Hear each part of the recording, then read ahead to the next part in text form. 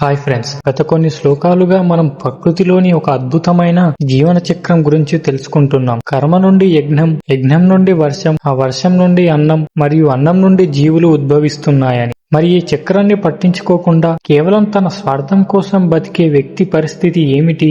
అలాంటి వారి జీవితం గురించి శ్రీకృష్ణ పరమాత్మ ఈ శ్లోకంలో ఒక కఠినమైన సత్యాన్ని చెప్పారు. ఆ హెచ్చరిక ఏంటో ఈ రోజు తెలుసుకుందాం. ముందుగా శ్లోకం అర్థం ఏంటంటే, ఓ పార్థ, ఈ విధంగా సృష్టిలో ఏర్పాటు చేయబడిన ఈ చక్రాన్ని అంటే వీల్ ఆఫ్ నేచర్ ని ఎవరైతే అనుసరించరో అలాంటి ఇంద్రియ సుఖాల కోసం బతికే పాపాత్ముడి జీవితం వ్యర్థం. దీని అర్థం ఏంటంటే, భగవంతుడు ప్రకృతిలో ఒక సిస్టమ్ ను ఏర్పాటు చేశారు.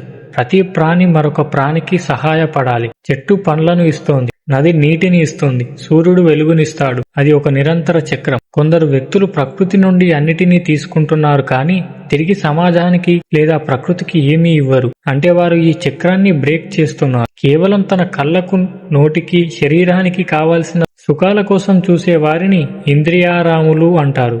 వీరి ఆలోచన అంతా నాకు ఏం దొరుకుతుంది అనే దాని చుట్టూనే తిరుగుతుంది. ఇలాంటి వారు ఈ భూమి మీద బతకడం వల్ల ఎవరికీ ఉపయోగం లేదు. వారి జీవితం ఒక నిష్కామయోజనమైన జీవితం అని శ్రీకృష్ణుడు స్పష్టం చేస్తున్నాడు. ప్రకృతిని కేవలం దోచుకుంటూ దాన్ని కాపాడటం తన బాధ్యత కాదని భావించే వ్యక్తి ఈ చక్రాన్ని బ్రేక్ చేస్తున్నాడు. ఫలితంగా అతను కూడా ప్రకృతి వైపరీత్యాల వల్ల నష్టపోతాడు. సమాజంలో ఉంటూ సమాజ సౌకర్యాలను వాడుకుంటూ తోటి మనుషులకు కనీస సహాయం చేయని వ్యక్తి జీవితం కూడా వ్యర్థం. స్వార్థం అనే గోడల మధ్య బతికే వ్యక్తికి శాంతి లభించదు. ఎందుకంటే అతను విశ్వం యొక్క సహజ సిద్ధాంతానికి వ్యతిరేకంగా వెళ్తున్నాడు. ఈ శ్లోకం నుండి మనం నేర్చుకోవాల్సిన విషయం ఏంటంటే, మనం పుట్టామంటే ఈ సృష్టికి ఏదో ఒకటి తిరిగివ్వాలి. మీ శక్తి కొలది ఇతరులకు సహాయం చేయండి. అదే మీరు ప్రకృతి చక్రానికి చేసే సహకారం. కేవలం ఇంద్రియ సుఖాల వెంట పడకండి, అవి తాత్కాలికమే. మీ పనుల ద్వారా లోకానికి మేలు జరిగేలా చూసుకోండి. అప్పుడే మీ జీవితం సార్థకం అవుతుంది.